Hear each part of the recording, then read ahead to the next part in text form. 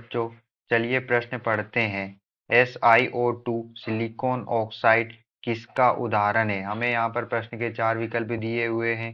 ए धात्विक crystal, B आयनिक crystal, C सहसंयोजी क्रिस्टल, डी इनमें से कोई नहीं। चलिए अब हम यहाँ पर प्रश्न की मुख्य अवधारणा देख लेते हैं। तो यहाँ पर हमारे प्रश्न की मुख्य अवधारणा क्या होगी? जो हमारा सिलिकॉन ऑक्साइड होता है वह सिलिकॉन सिलिकॉन और ऑक्सीजन के योग से बनता है के योग से बनता है। सिलिकॉन ऑक्साइड जो सिलिकॉन और ऑक्सीजन के योग से बनता है, और जो सिलिकॉन ऑक्साइड होता है उसके अंदर सहसंयोजक बंध उपस्थित होता है।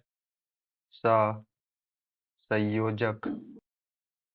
बंध उपस्थित होता है। सिलिकॉन ऑक्साइड के परमाणुओं के बीच सहसंयोजक बंध उपस्थित होता है, और सिलिकॉन ऑक्साइड को क्वार्ट्ज क्रिस्टल कहते हैं।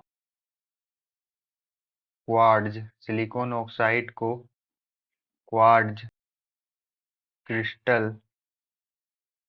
भी कहते हैं। और इनका जो गलनांक होता है, सिलिकॉन ऑक्साइड का जो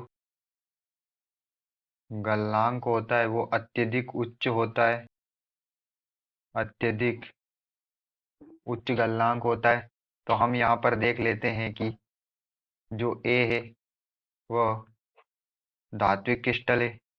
हमारे ऑप्शन में ए हमें धात्विक क्रिस्टल दिया हुआ है। तो धात्विक क्रिस्टल ऐसे क्रिस्टल होते हैं जो धातुओं से बने होते हैं, जैसे copper, iron, Fe, Ag, silver. जो धातुओं से मिलकर बने होते हैं वो धात्विक क्रिस्टल होते हैं। बी हमें दिया हुआ है आयनिक क्रिस्टल। आयनिक क्रिस्टल, तो जो आयनिक क्रिस्टल होते हैं वो आयनों से मिलकर बने होते हैं, जैसे NaCl में Na plus ion, sodium ion, और Cl minus ion, chlorine minus ion से मिलकर NaCl क्रिस्टल बनता है। तो आयनिक क्रिस्टल आयनों से मिलकर बने होते हैं। और सी दिया है सहसंयोजी क्रिस्टल। तो सहसंयोजी क्रिस्टल ऐसे क्रिस्टल होते हैं जिनके अणुओं में जो परमाणु होते हैं उनके बीच सहसंयोजी सह परमाणुओं के बीच सहसंयोजक बंध पाए जाते हैं, वे सहसंयोजी क्रिस्टल होते हैं। तो हमने देखा कि जो सिलिकॉन ऑक्साइड था, उस सिलिकॉन ऑक्साइड में सिलिकॉन और ऑक्सीजन के बीच में सहसंयोजक बंध पाया जाता है। तो हमारा जो सिलिकॉन ऑक्साइड होगा वह सहसंयोजी क्रिस्टल होगा। चलिए अब हम ऑप्शन चेक कर लेते हैं।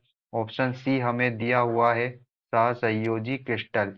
यही हमारा आंसर होगा। आशा करते हैं आपको समझ में आया होगा। धन्यवाद।